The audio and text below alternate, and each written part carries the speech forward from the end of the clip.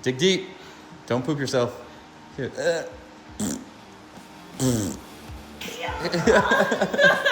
a heavy duty drive shaft. Yeah. All right, so you're gonna put it up there?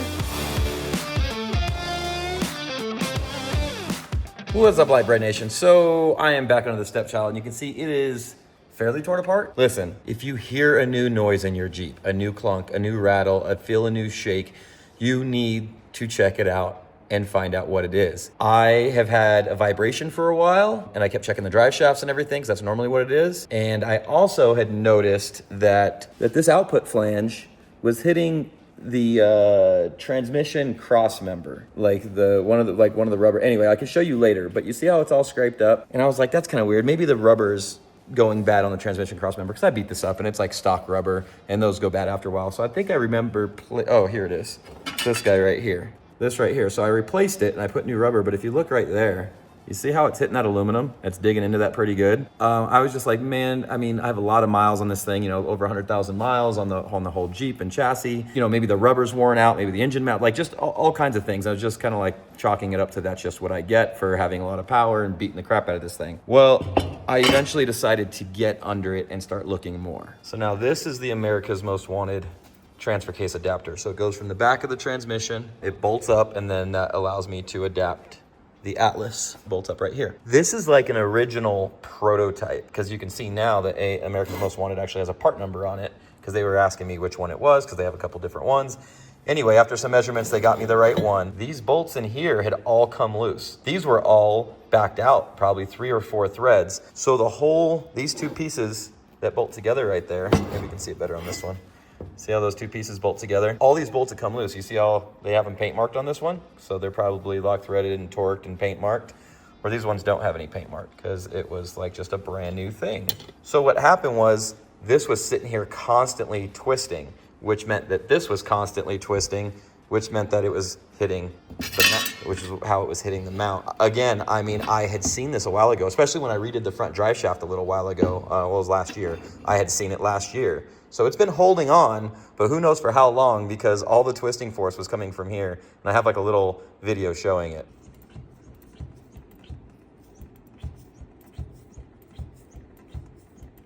So anyway, when I saw that, I really should have dug deeper. I should have tried to figure that out, because this could have been a pretty bad failure on a trail. If these bolts had snapped, it could have done a whole lot of damage, a whole lot of damage. The other thing I found, this vibration I've had for a while. I've taken the rear drive shaft off. I've had the drive shaft balanced. I don't know why stupid me didn't think of it. I had even had the drive shaft bolts coming loose, so I put a new output flange on it, put new bolts in it and everything, and it was still vibrating. Well, it wasn't still vibrating, but it started vibrating again later. When I pulled the drive shaft off, for shits and giggles, I put a big impact on the nut here, and it twisted. It probably went down like 2 threads. So this nut was loose, causing this to have play in it, causing more than likely my drive shaft vibration. At least that's what I'm hoping, because everything else is tight. But this did go tight. And normally it's really hard to torque this down, because there's no way to really stop it, to torque it down. So you just use a huge ugga-dugga and just go till it stops. So that might be fixed. Wasn't too bad of a job. It's kind of just pulling things apart. This bracket basically just bolts right up to here. You want to throw that on there, Marlon? So that kind of just bolts right up to there. So we'll put some lock. These bolts didn't have any Loctite either, so I'm gonna Loctite these bolts and get that on there. The biggest pain in the butt, I got Marlon here, off-road and chill. He's helping me out. He's my lighting guy today. Is trying to get the transfer case up there, because you got to get it up there. Luckily, I have the old one, and it has the witness marks on. You can see how many holes there are. So luckily, I have the witness marks to know where this is gonna go on the new one. So you can see, like, you can twist it almost infinitely 360 on however you want to mount this thing. And I believe these nuts didn't have any Loctite, and like almost all of them were loose. Yeah, and they're kind of a pain to get to. You'll see when I get it up here. I didn't film pulling it down, because I thought I was just gonna get in there, tighten it up. But what happened was, because all these came loose, it wallered out all the holes. You see how the hole is now oblong instead of round? So I didn't want to just tighten this back up and throw it in. I figured we'd put a new one on, especially with how much power and abuse this thing takes. But yeah, we had to pull a cross member and all that kind of stuff. But I'm hoping it'll go together pretty easily, but there's no way for me to get this up there, get the cables on, because these things are kind of rigid and a pain in the butt. Give you guys a little sneak peek of something coming up. So the stepchild is getting a new Dynatrac 60 front. I've already got a Dynatrac 60 front, but this is the craziest, biggest, baddest thing Dynatrac makes. These RCVs, these are big bells. These are not regular 60 RCVs. These are like twice the size. Instead of it being a 35 spline inner and outer, it is now a 40 spline inner, 40 spline outer with RCV big bells. These are like basically unbreakable. And the cool thing is because they have lockout hubs. Almost nobody makes a lockout hub for a 40 spline, especially using RCVs. ARB had to make a specific locker for this to make it 40 spline. I just filmed 10 minutes of us struggling, but it didn't get any of us on the regular phone. So I put my glasses on, I got the meta glasses. We got this all together and we figured out I didn't have the bracket on it that needs to hold it. This guy needs to be on there first. Otherwise, you can't get it. Well, that's kind of a pain. Now that it's lined up, it went in super easy. What size is it? Okay. Yeah, that was a pain in the butt. I really think you're supposed to put it up there and then put the cables up, but I guess it just goes to rest right where it goes to rest. Okay, so now the goal is to try to lift this up into there with the cables all at the right spot. All right, let me put this right here and record our shenanigans.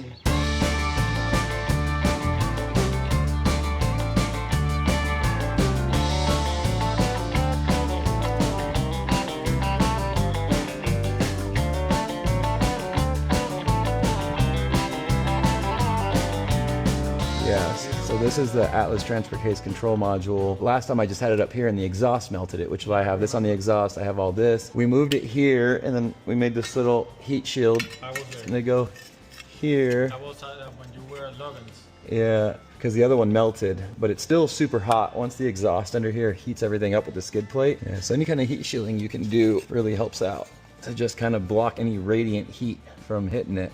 Oh, yeah, this is a fuel line. No, fuel line's over there. No, fuel line is here. So I have this all wrapped because the exhaust is right here. The fuel's under here because it comes up this way and goes up to the back of the motor. There's a whole lot of, when you go V8, because normally the exhaust comes down, crosses over right here and goes this way. But with the V8, you have one on each side. So I bought fluid. I might as well put it in there. I should change the fluid completely. That's what I should do. That's new gears. Okay, I lied. I don't really have a good way of getting that in there. I can drain the fluid easily. I don't have an easy way of getting it back in here right now. I don't have a funnel, and my pump that I have is like a huge pump, and I don't know. So don't be an idiot like me and forget the trans bracket that goes up here. Luckily, it's just these bottom 4 bolts, so that's not a huge deal. But yeah, at first I was like, oh no, did that go on first? But no, it doesn't. Before you do that, you want to get the front drive shaft in. Because once the member's here, it is super hard to get to those bolts. So it's way easier with this whole transmission cross member out of the way. So throw the front drive shaft on and keep on plugging along. So what I did was, instead of unbolting it from here, we just marked it. We put tape on both sides and marked it so the splines will go right back where they need to be. I've got so much droop in the front. See that? The drive shaft's actually binding up right there. You can see it's been eating into it. It's just the slightest little bit. Probably just need to get in here with a Dremel and clear that out a little bit.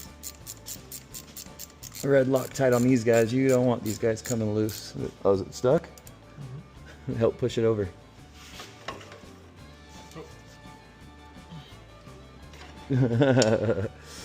Okay. Next one. Okay, one more. Okay. All right. That is good to go. All right, so I shaved all this in here because it was binding up real bad. It's still binding up a little bit, but look, it just pushes through it now. So I got a little stuck right there, but I just barely pushed on a little bit more. And so it's much better. Not perfect, but it's not hard stopping anymore. So that'll be okay until I put the limit straps on it. We'll put a limit strap on it and stop at like 1/8 of an inch before the shock travel runs out, and that'll be perfect. All right, so it's coming along. I'm not feeling too good today. I had a bad stomach thing going on, so I think I'm gonna wrap it up today and finish it up tomorrow. It's really just putting cross member in, putting the exhaust in, and the rear drive shaft. Probably need a little help for that, but yeah, I don't know. I ate something and I've gone to the bathroom like 20 times today, and I'm just over it. Just want to go lay down and relax. So we'll finish this up tomorrow, and hopefully the Jeep will be good to go. All right, I'm back. Feel a little bit better today. Stomach's okay. You know, we'll just, anyway. We're gonna put the drive shaft on. These bolts that come with it, super high strength, and I red Loctite the crap out of them. I have had them come loose, and when you start to feel a vibration, I would check these right away, because if that vibration stays, they come loose and they're loose for too long, it oblongs everything, and then you need a new output flange, and like that's not fun. This is my second output flange because my other bolts came loose.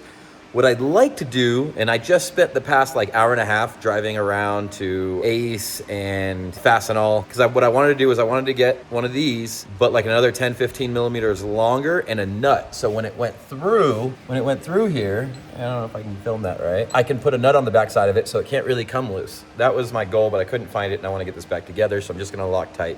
Permanent Loctite, and I put a lock, because that'd be very bad if that came loose going fast. And they have come loose before, but they generally don't back themselves all the way out. But you do start to feel a vibration, especially accelerating it on the highway. So yeah, maybe in the future one day I'll order these online, because I couldn't find them. They're a 12.9 grade bolt. It's a new day, and Kevin has bribed me with a fizz to come help him work on the Jeep, because he needs an extra set of hands. Yeah, you're gonna do the drive shaft? Make sure that other side doesn't slip out. Yeah, do some curls. Do a curl. No. You can't curl it? Wait, hold on. The heavier side's on my weaker. This is my strong arm. That's your strong hand. Take my strong hand. Can you curl it? Yeah. That's the only one you're getting. That's it? One more? Dig deep. Don't poop yourself. Good.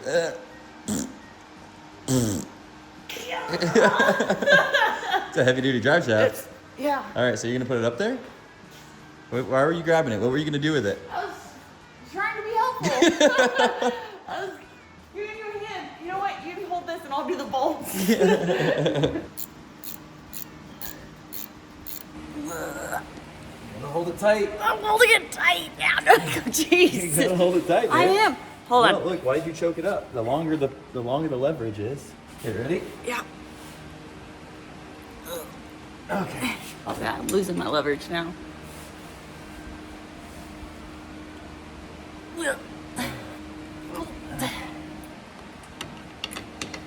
Oh. Got it. Okay. How did you I don't know. try to land up the wheel? Okay, ready? Yep.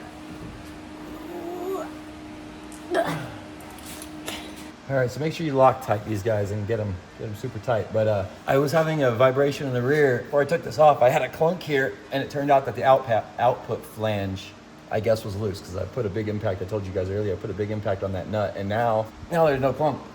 No movement. Got stuff in my mouth. No movement, so that's good. You can see I got the heat shield here for the transfer case box. All these wires are wrapped. So there's some wire in here and the fuel line. So I have this blanket on the catalytic converter. Plus the cat is coated with Jet Hot.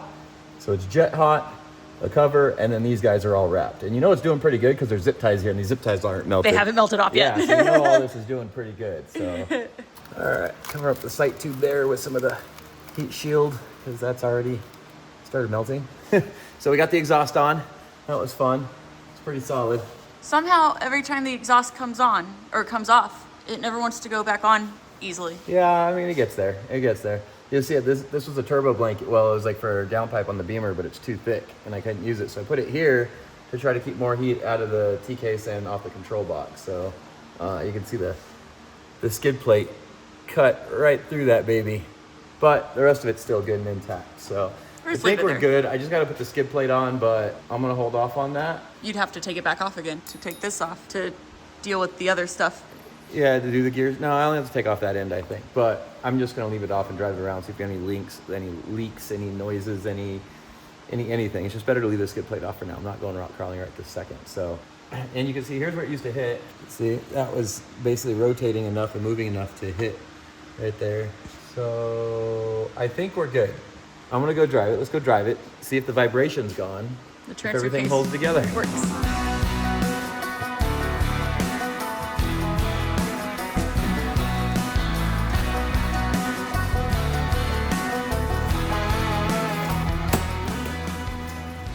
So I got a little issue. I have a drain issue. The power's not on right now. The battery's dead. If I leave the Jeep unlocked, it dies in like 3 days.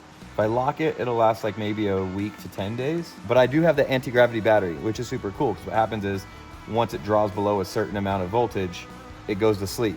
So I have this little remote and I keep it inside here so I can easily see the white because the remote's like black and silver. Look, everything's dead. Battery's dead, but I don't need a jump box because all I have to do is hold this button down. Boop. And it'll let you start it because it goes to sleep and leaves enough voltage. Ta-da!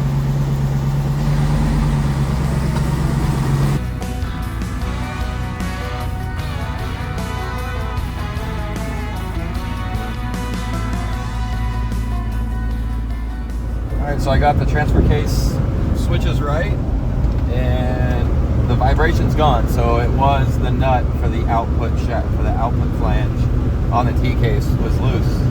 So let me get up to do a 55. Can also just say, How smooth is that? look at that sunset. Oh, I know. Super smooth. That vibration's gone. I've had a vibration for a while. I thought it was a drive shaft. That could have been bad. That could have been very bad. I kept checking the drive shaft because that's when it come loose a couple times, but it was the nut on the output flange. So, I don't know. I can put it in four-wheel drive or put it low and make sure that we got the cables all right and everything. Let's see. Yep, there's low. Why doesn't that feel right? Oh, okay. I was like, that didn't feel good, but it went in. I don't have the front locked. The hub's locked, so I won't really do much. But yeah, let's go back to neutral. Yeah, man, I did a repair. It worked. I fixed a lot of things. It's almost like you kind of know a little bit about mechanics. Sometimes, not all the time. Should we go through the whoop-de-whoops over here? Sure. Sure.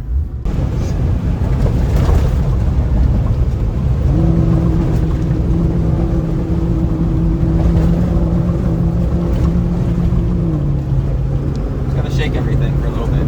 Although the suspension's so damn good. I was gonna say, this is actually my first time in it off-road since ADS retuned the really? shocks. This is wildly smooth. Yes. I mean, it was always pretty smooth, but not this like is different, like next level. Holy crap. You hadn't been in here? Oh yeah. No, yeah. They broke it. Yeah. Isn't that? And we're at 28, 29 PSI in the tires. That's not even aired down. That's insane. I told you it was way different, way better. Like, would you just look at it? Minus all the bugs on the windshield, but that's pretty. It's my golden hour. What is that? Is that what it is? It's my golden hour? It's the golden hour? It's my golden hour? It's a song. I feel like you're aging yourself. Is this an old song? No, I just don't know how to sing. I have no idea what you're talking about. The Jeep's done, by the way. So there you go. It drove great. Drove great. I mean, the things worked that needed to work, and it didn't fall apart. And just in time to all come back apart. No, not that stuff. I know, not that stuff, but other stuff. Yeah, I showed the Dynatrack. Yeah, we're gonna put the biggest, baddest 60 you can put. 40 spline is pretty crazy. 40 spline front with lockouts. On a Jeep, that's pretty freaking insane. So. Yeah, and you'll see these big bells are like the size of this big old head. Yeah, we'll get more into it in depth. I'll give you all the details and all the information on that when we get around to it, which should be very, very soon. Mm-hmm. But gotta get done. She's coming along. Guys, as always, thank you so much for watching. Please don't forget to like, subscribe, and share. Remember to find all your Lite Brite Nation merch and decals at litebritstudios.com. As always, we love you. We'll see you next time. Bye.